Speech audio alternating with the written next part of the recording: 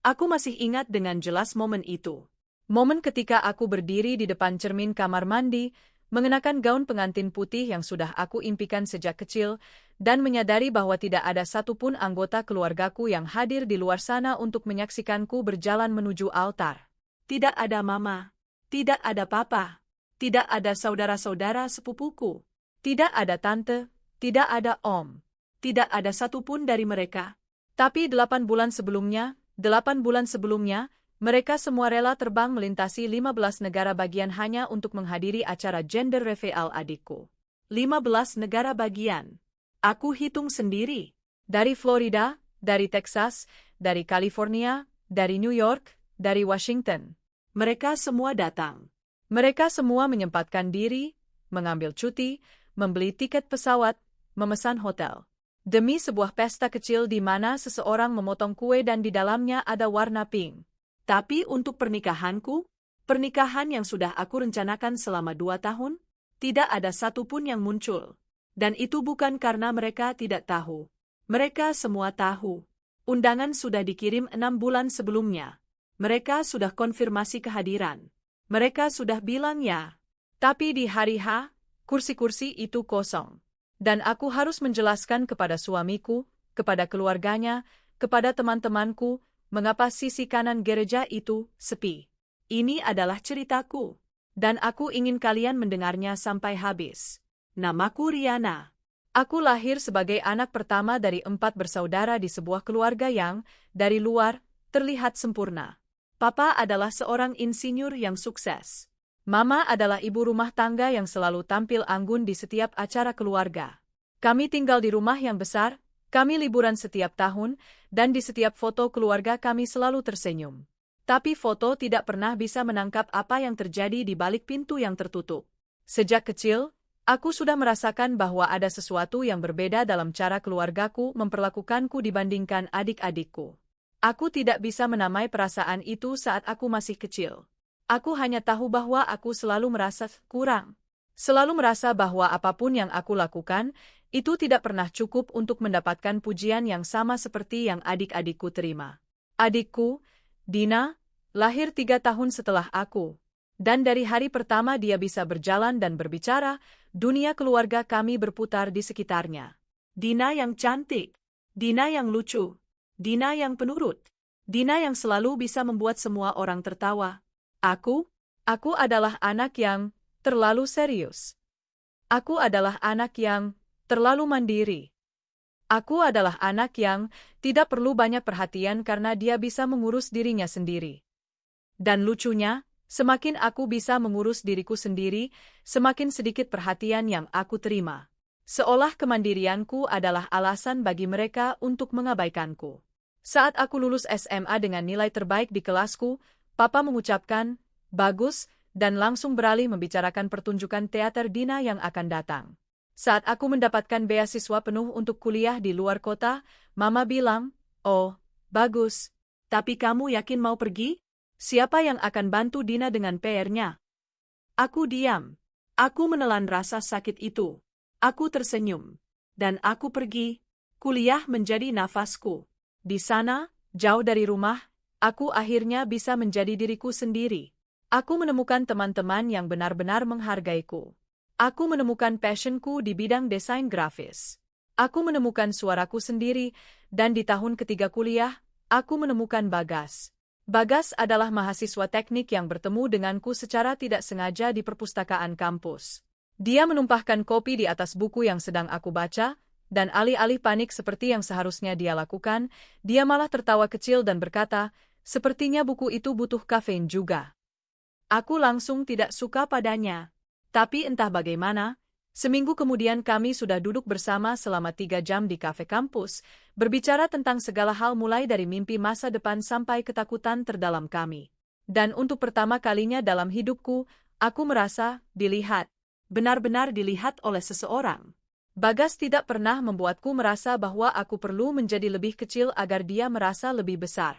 Dia tidak pernah membuatku merasa bahwa keberhasilanku adalah ancaman. Justru sebaliknya, dia adalah orang pertama yang benar-benar merayakan setiap pencapaianku dengan tulus. Ketika aku lulus cum laude, Bagas yang datang dengan bunga. Ketika aku mendapat pekerjaan pertamaku di studio desain bergengsi, Bagas yang membelikan makan malam untuk merayakannya. Ketika aku dipromosikan setahun kemudian, Bagas yang menangis lebih dulu dariku. Keluargaku, mereka tahu, tapi mereka tidak pernah bertanya lebih lanjut. Saat aku memperkenalkan Bagas kepada keluargaku untuk pertama kali, aku sudah mempersiapkan diri untuk segala kemungkinan. Aku sudah tahu bahwa reaksi mereka tidak akan sempurna.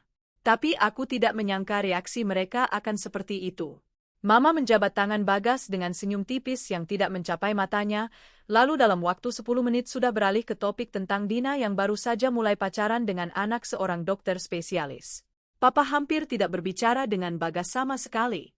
Dia lebih banyak duduk di kursinya, sesekali mengangguk, tapi matanya terus melihat ke arah televisi.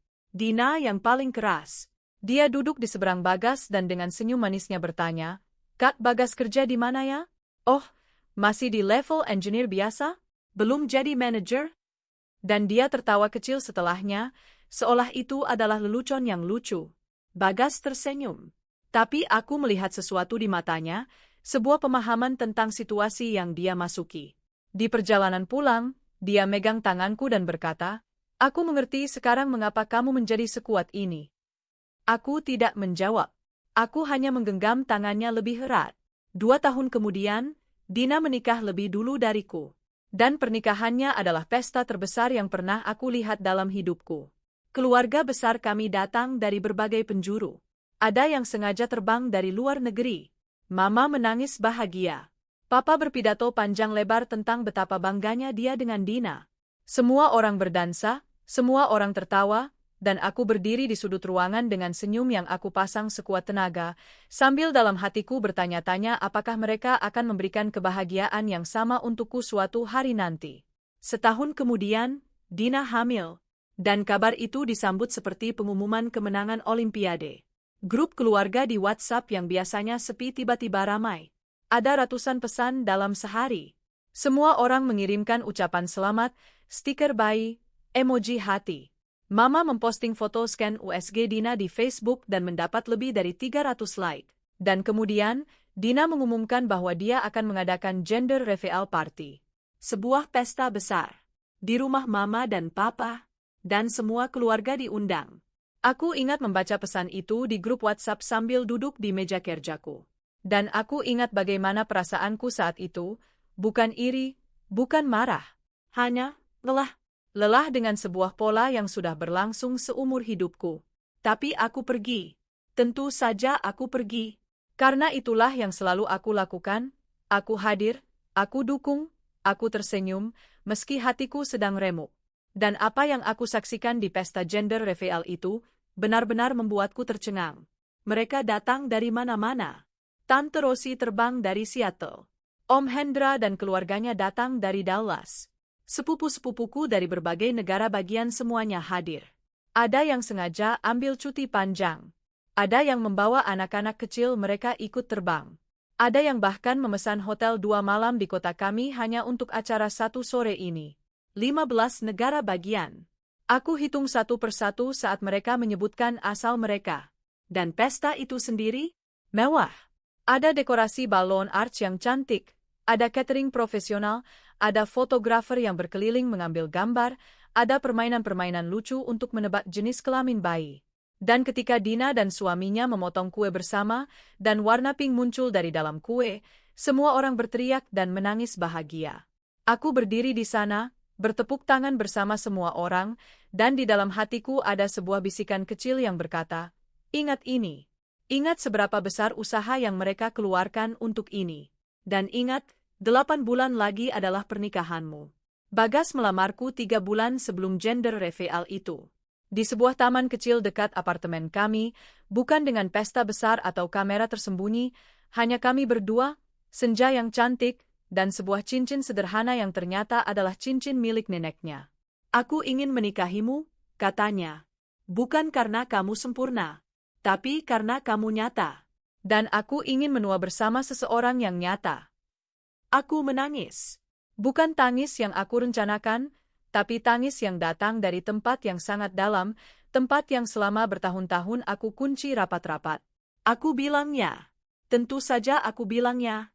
Dan kemudian aku menelepon Mama untuk memberitahu kabar itu. Oh, kata Mama, bagus. Sudah dipikirkan matang-matang kan? Jangan terburu-buru. Itu saja. Oh, bagus. Tidak ada teriakan kebahagiaan. Tidak ada tangis haru.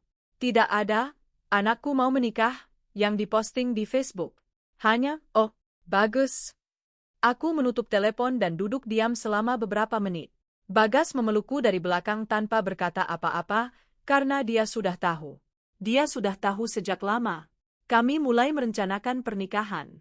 Dan aku memutuskan untuk melakukannya dengan benar, bukan karena aku ingin pamer, tapi karena ini adalah hari terpenting dalam hidupku dan aku ingin mengingatnya dengan indah. Kami memesan gedung. Kami memilih catering. Kami bertemu dengan fotografer, dekorator, wedding organizer.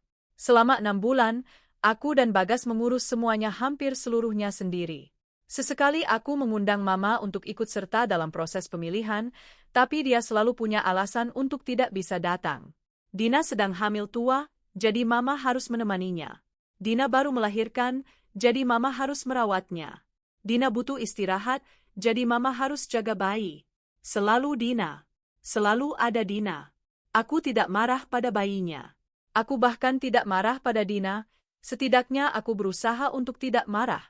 Yang aku rasakan lebih kepada kesedihan yang halus, yang terus-menerus, yang sudah menjadi bagian dari napas sehari-hariku. Undangan resmi dikirim 6 bulan sebelum hari haji. Aku mengirimkan ke seluruh keluarga besar, semua yang hadir di gender reveal Dina, dan lebih banyak lagi. Aku bahkan menelepon beberapa tante dan om secara langsung untuk memastikan mereka menerima undangan dan menanyakan apakah mereka bisa hadir. Dan jawaban yang aku terima, hampir semua bilang ya. Iya, Riana, kami pasti datang. Wah, akhirnya, tentu saja kami akan hadir. Catat tanggalnya, kami sudah block the date. Aku percaya mereka. Mungkin itulah kesalahanku, aku masih percaya. 2 minggu sebelum pernikahan, Papa meneleponku. Riana, Papa perlu bicara sesuatu. Nada suaranya berbeda. Ada sesuatu di dalamnya yang membuat perutku langsung terasa berat. Papa mungkin tidak bisa datang ke pernikahanmu. Aku terdiam. Apa? Jadwalnya, ada urusan penting yang sudah terlanjur direncanakan. Mama pun sepertinya tidak bisa. Dina baru punya bayi, dia butuh. Papa, aku memotongnya pelan. Ini pernikahan anak Papa. Hening. Papa tahu, tapi keadaannya memang tidak memungkinkan. Kamu pasti mengerti. Aku tidak mengerti. Tapi aku tidak berteriak. Aku tidak menangis di telepon. Aku hanya berkata, "Oke, Papa," dan menutup telepon. Dan kemudian satu persatu, dalam jangka waktu 2 minggu itu, pesan-pesan mulai berdatangan. Dari Tante Rosi, "Maaf ya Riana, ada keperluan mendadak, tidak bisa datang." Dari Om Hendra, "Jadwalnya bentrok, mohon maaf." Dari sepupu-sepupuku, "Maaf, ada acara lain." Dari 1, 2, 3, 4, 5 sampai akhirnya hampir semua sisi keluargaku membatalkan. Tidak ada penjelasan yang memadai. Tidak ada rasa bersalah yang nyata dalam pesan-pesan itu. Hanya serangkaian, maaf, pendek yang terasa lebih seperti formalitas daripada penyesalan yang tulus. Bagas menemukanku malam itu sedang duduk di lantai kamar, dikelilingi undangan yang sudah siap dikirim ulang, dengan telepon di tangan dan air mata yang sudah mengering di pipiku karena aku sudah terlalu lelah untuk menangis lagi. "Berapa yang membatalkan?" tanyanya pelan. "Hampir semua dari sisi keluargaku." Dia duduk di sampingku. Tidak berkata apa-apa selama beberapa saat. "Kita masih menikah minggu depan," katanya akhirnya. "Dan pernikahan itu akan luar biasa. Karena aku akan ada di sana. Dan itu lebih dari cukup." Aku bersandar ke bahunya dan untuk pertama kalinya malam itu, aku menangis. Bukan karena keluargaku tidak datang. Tapi karena akhirnya ada seseorang yang mengatakan kepadaku bahwa aku cukup. Bahwa kehadiranku cukup. Bahwa cintanya cukup. Hari pernikahan tiba. Aku bangun pagi-pagi sekali. Langit masih gelap ketika aku duduk di tepi tempat tidur dan mencoba mengumpulkan semua ketenangan yang aku miliki. Aku memikirkan semua kemungkinan, mungkin mereka berubah pikiran. Mungkin beberapa di antara mereka tetap datang. Mungkin aku akan melihat wajah-wajah yang familiar duduk di deretan kursi itu. Sahabatku, Kirana, yang sudah mengenalku sejak kuliah dan tahu segalanya tentang situasi keluargaku, datang pagi-pagi untuk menemani persiapanku. Dia tidak banyak bicara. Dia hanya ada di sana, memastikan rambutku rapi, memastikan make-upku sempurna, memastikan aku sarapan meski aku tidak lapar. Kamu cantik, katanya sambil memandangku di cermin. Kamu harus bilang begitu, kamu maid of honorku. Aku bilang begitu karena itu benar, jawabnya tegas. Dan apapun yang terjadi hari ini, kamu ingat satu hal, hari ini bukan tentang mereka. Hari ini tentang kamu dan Bagas. Aku mengangguk. Aku mencoba percaya pada kata-katanya. Dan kemudian tiba waktunya untuk berjalan ke altar. Kirana membuka pintu aula, dan aku bisa melihat ke dalam, bisa melihat deretan kursi yang terisi dan yang tidak. Sisi kanan, sisi keluargaku, sebagian besar kosong. Beberapa teman dekatku dan kolega yang aku undang sudah mengisi beberapa kursi di sana agar tidak terlalu mencolok. Tapi tidak kiri, cukup untuk penuh. menutupi kenyataan. Keluarga Bagas datang semua. Orang tua Bagas, kakak-kakaknya, sepupu-sepupunya, teman-teman lamanya, mereka semua hadir, sebagian bahkan sudah ada sejak pagi untuk membantu persiapan. Aku berjalan sendirian menuju altar. Tidak ada papa yang menggandeng tanganku. Tidak ada mama yang duduk di barisan pertama dengan tisu di tangannya. Hanya aku, dan Kirana di belakangku, dan musik yang mengalun pelan. Dan di ujung altar, ada Bagas. Dia berdiri di sana dalam setelan yang kami pilih bersama, dengan matanya yang sudah berkaca-kaca bahkan sebelum aku sampai di depannya. Dan ketika aku akhirnya berdiri di hadapannya, dia mengambil tanganku dengan kedua tangannya dan berbisik hanya untuk aku dengar. Kamu datang. Tentu saja aku datang, bisikku balik. Kamu tahu maksudku. Dia menggenggam tanganku lebih erat. Kamu datang meski segalanya mencoba untuk menghentikanmu. Kamu masih di sini. Kamu kuat sekali. Dan di saat itulah aku menangis. Di depan semua orang, aku menangis, bukan karena sedih, tapi karena tiba-tiba aku merasa bahwa semua rasa sakit yang aku bawa selama bertahun-tahun itu akhirnya diakui oleh seseorang yang benar-benar melihatku. Pernikahan itu berlangsung indah. Bukan karena sempurna, melainkan justru karena tidak sempurna. Ada kursi-kursi kosong yang tidak bisa disembunyikan. Ada momen ketika pendeta meminta keluarga pengantin perempuan untuk berdiri dan hanya segelintir orang yang bangkit.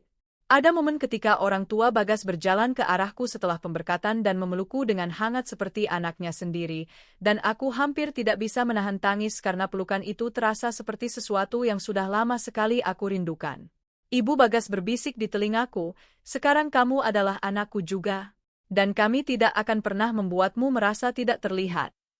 Aku tidak bisa berbicara. Aku hanya mengangguk dan memeluknya lebih erat. 3 hari setelah pernikahan, Papa menelepon. Bagaimana pernikahannya? Aku terdiam sejenak sebelum menjawab. Berjalan lancar. Bagus. Maaf kami tidak bisa hadir, keadaannya memang. Papa, aku memotongnya. Suaraku tenang. Lebih tenang dari yang aku bayangkan. Aku tidak ingin membicarakan alasannya. Riana, kamu harus mengerti. Aku sudah mencoba mengerti selama 30 tahun, Pak. Dan aku lelah. Hening panjang. Maksudmu apa? Maksudku, aku sudah melihat bagaimana keluarga kita bekerja. Aku sudah melihat bagaimana kalian terbang dari 15 negara bagian untuk gender reveal Dina. Dan aku sudah melihat bagaimana kalian tidak hadir di pernikahanku. Aku menarik napas pelan. Aku tidak marah, Pat. Aku akhirnya melihat dengan sangat jelas. Kamu tidak adil. Mungkin. Tapi aku juga tidak akan terus-menerus berpura-pura bahwa semuanya baik-baik saja ketika tidak. Papa tidak menjawab langsung. Dan ketika dia akhirnya berbicara, suaranya terdengar berbeda, lebih pelan, sedikit tidak pasti. Kami memang salah. Kami tidak hadir. Tapi kamu juga harus tahu bahwa kami selalu mencintaimu. Aku tahu, Pat. Tapi cinta tanpa kehadiran, itu bukan sesuatu yang bisa aku peluk ketika aku butuh dukungan. Aku menutup telepon dengan tenang. Dan aku duduk di sana, Di ruang tamu apartemen kecil yang kini menjadi rumahku bersama Bagas, dan aku merasakan sesuatu yang aneh dan tidak familiar di dadaku. Lega. Untuk pertama kalinya dalam hidupku, aku merasa lega. Bulan-bulan berikutnya bukan tanpa kesulitan. Keluarga besarku yang mendengar tentang sikap baruku bereaksi dengan cara yang berbeda-beda. Ada yang mencoba menghubungi dan memintaku untuk tidak bersikap berlebihan. Ada yang menyalahkanku karena membuat masalah. Ada yang bahkan menyalahkan Bagas, berkata bahwa dia yang mempengaruhiku untuk menjauh dari keluarga.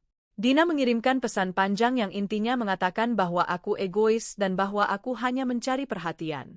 Aku membaca pesan itu 2 kali. Kemudian aku meletakkan teleponku dan memilih untuk tidak membalas. Bukan karena aku tidak punya jawaban. Aku punya banyak sekali hal yang ingin aku katakan. Tapi aku sudah belajar bahwa ada percakapan yang tidak akan pernah membawa resolusi, hanya lebih banyak luka.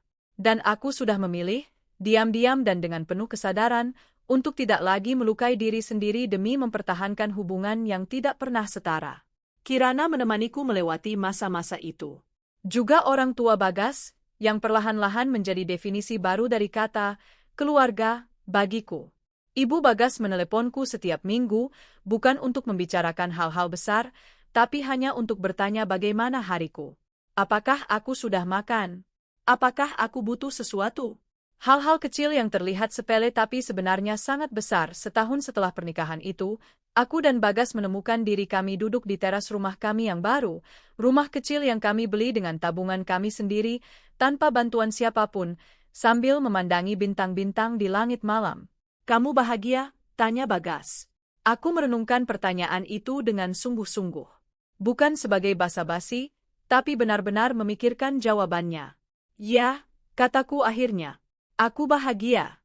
Bukan bahagia yang sempurna. Masih ada rasa sakit di sana-sini. Masih ada hari-hari ketika aku rindu punya keluarga yang berbeda, yang lebih hadir, yang benar-benar melihatku. Tapi aku tidak lagi menunggu validasi itu untuk merasa bahwa hidupku berharga. Dan itu adalah kebebasan yang tidak pernah aku bayangkan sebelumnya. Bagas mengambil tanganku. Kamu tahu apa yang aku kagumi darimu? Apa? Kamu tidak menjadi pahit. Melalui semua itu, kamu tidak membiarkan dirimu menjadi pahit. Aku tertawa pelan. Oh, ada masanya aku sangat pahit. Mungkin. Tapi kamu memilih untuk tidak menetap di sana. Dan itu butuh keberanian yang luar biasa. 2 tahun setelah pernikahan, ada sebuah reuni keluarga besar yang direncanakan. Mama menelepon dan mengundangku. Semua akan hadir. Semua orang mau ketemu kamu dan Bagas. Aku diam beberapa saat sebelum menjawab. Aku akan pikirkan, Riana, sudah saatnya kita move on. Kita semua keluarga? Kamu tidak bisa terus. Emma, aku memotongnya pelan. Aku tidak sedang menghukum siapapun. Aku hanya sedang belajar untuk melindungi ketenangan yang sudah aku bangun dengan susah payah. Dan aku perlu memastikan bahwa keputusan apapun yang aku buat, itu aku buat karena aku siap, bukan karena tekanan. Mama terdiam. Dan kemudian, dengan suara yang lebih pelan dari biasanya, dia berkata, kami memang tidak sempurna, Riana. Kami membuat banyak kesalahan. Ini pertama kalinya aku mendengar Mama berkata sesuatu yang terasa seperti pengakuan nyata. Bukan pembelaan diri. Bukan alasan. Hanya pengakuan sederhana. Aku tahu, Emma, kataku. Dan aku tidak menutup pintu. Aku hanya tidak bisa membuka semuanya sekaligus. Aku akhirnya hadir di reuni itu. Dengan Bagas di sampingku dan dengan batasan yang jelas di dalam hatiku tentang apa yang aku izinkan dan apa yang tidak. Ada momen yang canggung. Ada momen yang hangat. Ada tante yang memelukku dan berbisik, maaf, dengan tulus. Ada juga yang masih tidak mengerti mengapa situasinya pernah menjadi sebegini besar. Tapi aku berdiri di sana dengan kedua kaki yang kokoh. Tidak lagi mencari persetujuan. Tidak lagi berharap mereka akan tiba-tiba berubah menjadi keluarga yang selalu aku impikan. Aku hadir sebagai diriku sendiri, seorang perempuan yang sudah belajar dengan cara yang menyakitkan bahwa harga dirinya tidak boleh bergantung pada validasi orang lain, bahkan jika orang lain itu adalah keluarganya sendiri. Kalau ada satu hal yang ingin aku sampaikan kepada kalian yang sudah mendengarkan ceritaku sampai di sini, satu hal yang aku harap bisa kalian bawa pulang dari semua ini, adalah ini. Keluarga darah tidak secara otomatis berarti keluarga hati. Kita tumbuh diajarkan bahwa keluarga adalah segalanya. Bahwa kita harus mempertahankan hubungan keluarga apapun yang terjadi. Bahwa cinta keluarga itu tanpa syarat. Dan mungkin itu benar dalam dunia yang ideal. Tapi di dunia nyata, kadang orang yang paling menyakitimu adalah orang yang tidur di kamar sebelahmu sewaktu kecil. Kadang abainya orang tuamu lebih menyakitkan dari penolakan orang asing. Kadang kursi kosong di pernikahanmu, kursi yang seharusnya diisi oleh orang-orang yang mengaku mencintaimu, bisa menjadi pelajaran paling jelas tentang siapa yang benar-benar ada untukmu. Dan pelajaran itu tidak mudah. Tidak mudah untuk menerimanya. Tidak mudah untuk mengakui bahwa orang-orang yang seharusnya menjadi fondasimu justru adalah yang paling sering menarik tanah dari bawah kakimu. Tapi ketika kamu akhirnya bisa menerima kenyataan itu, ketika kamu bisa melihatnya dengan jelas tanpa menyangkal, tanpa meminimalisir, tanpa terus-menerus membuat alasan untuk orang-orang yang menyakitimu, ada sesuatu yang luar biasa terjadi. Kamu mulai membangun keluargamu sendiri, bukan selalu dari darah, kadang dari pilihan. Dari persahabatan yang sudah teruji, dari pasangan yang hadir bukan hanya di hari-hari mudah tapi juga di hari-hari yang paling remuk. Dari mertua yang memelukmu seperti anak kandung meski kamu baru kenal mereka beberapa tahun. Dari sahabat yang berdiri di sampingmu ketika semua orang lain memilih untuk pergi. Keluarga pilihanmu tidak kalah nyata dari keluarga darahmu. Dan dalam banyak kasus, mereka jauh lebih hadir, jauh lebih konsisten, dan jauh lebih tulus. Aku tidak menceritakan kisah ini untuk membuat keluargaku terlihat buruk. Aku menceritakannya karena aku tahu ada di antara kalian yang mengenali diri kalian dalam cerita ini. Ada yang sudah lama merasa seperti bayangan di keluarga mereka sendiri. Ada yang lelah selalu menjadi yang kedua, yang ketiga, yang selalu dianggap bisa mengurus diri sendiri sehingga tidak perlu diperhatikan. Ada yang pernah berdiri di momen paling penting dalam hidupnya dan menyadari bahwa orang-orang yang seharusnya bersama mereka tidak ada. Untuk kalian, aku ingin kalian tahu, kamu bukan tidak berharga. Kamu bukan tidak layak dicintai. Kamu bukan lebih kecil dari orang lain hanya karena perlakuan yang kamu terima membuatmu merasa seperti itu. Terkadang, cara kita diperlakukan lebih banyak bercerita tentang orang yang memperlakukan kita daripada tentang kita sendiri. Dan kamu punya hak untuk memutuskan apa yang kamu izinkan masuk ke dalam hidupmu. Kamu punya hak untuk menetapkan batasan, bahkan dengan keluargamu sendiri. Kamu punya hak untuk pergi dari situasi yang tidak sehat, bahkan jika semua orang mengatakan bahwa kamu seharusnya bertahan. Menetapkan batasan bukan berarti kamu tidak mencintai. Menetapkan batasan berarti kamu sudah belajar untuk mencintai dirimu sendiri juga. Hari ini, beberapa tahun setelah pernikahan itu, aku duduk di rumah kecil yang penuh dengan kenangan yang kami buat sendiri. Di dinding ruang tamu ada foto pernikahan kami, bukan foto yang sempurna, karena ada banyak kursi kosong di latar belakangnya, tapi aku memilih foto itu dengan sengaja. Karena foto itu jujur. Foto itu adalah representasi nyata dari hari itu, dengan semua kesedihnya, dengan semua kebahagiaannya, dengan semua kompleksitasnya. Dan ketika aku memandang foto itu, aku tidak lagi merasakan luka. Aku merasakan terima kasih. Terima kasih atas semua itu. Atas setiap momen menyakitkan yang memaksaku untuk tumbuh. Atas setiap kursi kosong yang mengajariku siapa yang benar-benar berharga dalam hidupku.